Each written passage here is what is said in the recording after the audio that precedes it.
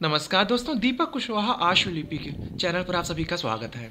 और आज के इस वीडियो में बात करूंगा भारतीय सर्वोच्च न्यायालय से आई हुई भर्ती कनिष्ठ कोर्ट सहायकों के विस्तृत विज्ञापन के बारे में। तो काफ़ी अच्छी खासी नौकरी है, ग्रेड पे बहुत अच्छा है, वेतन भी काफ़ी अच्छा खासा है। ठीक है, तो वीडियो में इन्हीं सारी चीज़ों पर बातचीत हो कि कुल पदों की संख्या कितनी है, कौन कौन लोग इसके लिए आवेदन कर सकते हैं, इसकी योग्यता क्या है, ठीक है, आयु सीमा क्या निर्धारित है, और सबसे खास बात की परीक्षा का जो पाठ्यक्रम है वो क्या है। ठीक, तो आप लोग वीडियो को पूरी जरूर देखिएगा। और जिन भी लोगों ने अभी तक चैनल को सब्सक्राइब नहीं किया है तो पहले से सभी जन चैनल को सब्सक्राइब जरूर कर लें, कहे से कि ज़्यादा जरूरी है। ठीक, अच्छा, ये भर्ती आपकी पहले दिसंबर में ही आने वाली थी, यानी कि दिसंबर 2024 में ही। तो अब ये 2 महीने की देरी से दे रहे हैं, खैर कोई बात नहीं।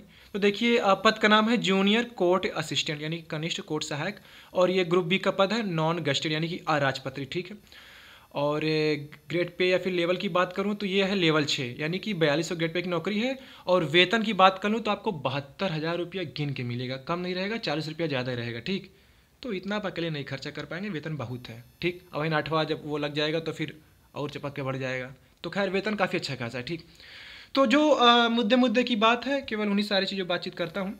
तो योग्यता में इसके लिए ये है कि आप अगर साधारण स्नातक हों कुछ भी, तो आप इसके लिए बेझिझक आवेदन कर सकते हैं। ठीक, ये हो गया। दूसरी शर्त यह है कि अंग्रेजी टंकण यानी कि इंग्लिश टाइपिंग में 35 शब्द प्रति मिनट गति होनी चाहिए, ये अनिवार्य है। ठीक है, और तीसरी शर्त यह है कि कंप्यूटर चलाने का आपको ज्ञान होना चाहिए। ठीक, अब कंप्यूटर का ये है कि आप इतनी भर्ती परीक्षाओं की तैयारी कर रहे हैं तो इतनी समझ तो है ही। ठीक, तो स्नातक होना चाहिए, इंग्लिश में टाइपिंग होनी चाहिए 35 की जो कि स्पीड होनी चाहिए, और दूसरा ये कि कंप्यूटर नॉलेज। ठीक, ये हो गया। आयु सीमा की बात कर लूँ तो कम से कम 18 वर्ष, अधिकतम 30 वर्ष होना चाहिए। ठीक, और आयु गणना की जाएगी 8 मार्च 2025 से। ये हो गया।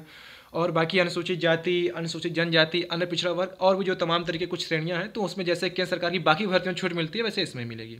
ठीक है, अब आइए परीक्षा पाठ्यक्रम के बारे में बात कर लेता हूँ। वीडियो ज़्यादा लंबी नहीं होगी, सीधे काम की चीज़ बातचीत कर रहा हूँ। ठीक, तो ये होगा कि जो पहला पेपर होगा उसमें यह है कि कुल 100 प्रश्न रहेंगे, 2 घंटे की परीक्षा आपकी होगी। ठीक, जिसमें कि 50 प्रश्न अंग्रेजी के रहेंगे और 25 प्रश्न आपका ये जनरल एप्टीट्यूड। ठीक, और 25 प्रश्न आपका ये जनरल नॉलेज का हो गया। ठीक, तो ये 50 अंग्रेजी का, बाकी 25 से 100 ये हो गया। और इसी के साथ इसका जो दूसरा भाग है उसमें यह है कि objective type computer knowledge test, इसमें कुल 25 प्रश्न रहेंगे। तो ये मिला करके यानी कि पहला दूसरा क्रम मिला करके 2 घंटे की आपकी परीक्षा होगी। ठीक, यानी कि 100 का बहुविकल्पी वो वाला हो जाएगा बाकी चीज़ों का, और बाकी आपका ये 25 प्रश्न आपका कंप्यूटर का रहेगा।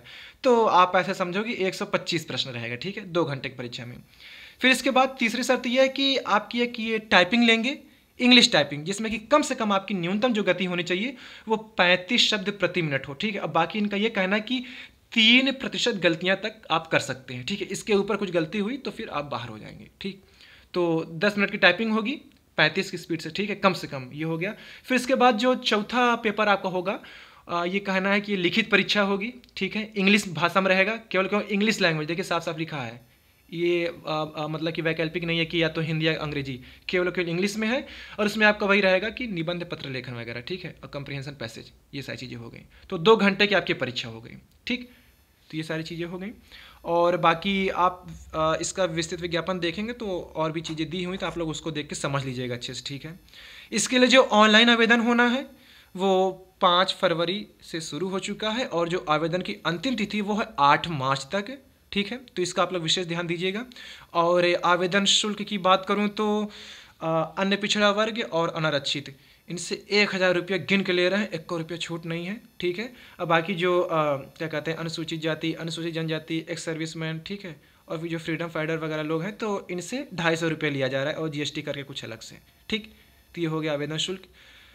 और आवेदन की अंतिम तिथि तक आपके पास योग्यता के संदर्भ में सारी चीज़ें हो जानी चाहिए। ठीक है, परीक्षा केंद्र की बात करूं तो अपने उत्तर प्रदेश में ही परीक्षा केंद्र बनाया गया है, और कुछ 5, 6, 7 जिले हैं, जैसे कि आपका ये आगरा हो गया, अलीगढ़, बरेली, गोरखपुर, झांसी, कानपुर, लखनऊ, मुरादाबाद, ठीक है, प्रयागराज, मुजफ्फरनगर, वाराणसी, तो ऐसे करके हैं 7, 8 कुछ 9 जिले। ठीक, ऐसे हो गया। तो ये सारी चीज़ें हो गई। तो आप लोग इसके लिए आवेदन जरूर कर दीजिएगा जो लोग योग्य हों, और काफ़ी अच्छी खासी नौकरी है। वहीं आपको हमेशा रहना है सर्वोच्च न्यायालय दिल्ली में ही। ठीक है, और एक तरीके से समझो कि जैसे कि अपने यहाँ का ARO का पद होता है इलाहाबाद उच्च न्यायालय में, ऐसे समझ लो आपकी वहाँ ये जूनियर कोर्ट असिस्टेंट का पद है। ठीक है, वही सारी चीज़ें हैं जो यहाँ ARO वेतन पाएगा उसकी तुलना में आप ज़्यादा समझ लो वहीं आपको वेतन मिल रहा है। तो आप यही समझो कि ARO ही है एक तरीके का ये सर्वोच्च न्यायालय का। ठीक है, तो अच्छी नौकरी है, ज़्यादा तामझाम नहीं है। और तो बस आप लोग इसकी आधिकारिक वेबसाइट पर जाइए, मैं नीचे डिस्क्रिप्शन में कमेंट में इसका लिंक भी दे रहा हूँ। तो पहले आप लोग इसका एक बार विस्तृत विज्ञापन खुद से डाउनलोड करके समझ लीजिए और फिर इस पर अप्लाई कर दीजिए, ठीक है। तो ठीक है, ज़्यादा कुछ इसमें बताने के लिए था नहीं। तो आज के इस वीडियो में बस इतना ही था। पूरा वीडियो देखने के लिए धन्यवाद। जय बजरंगबली।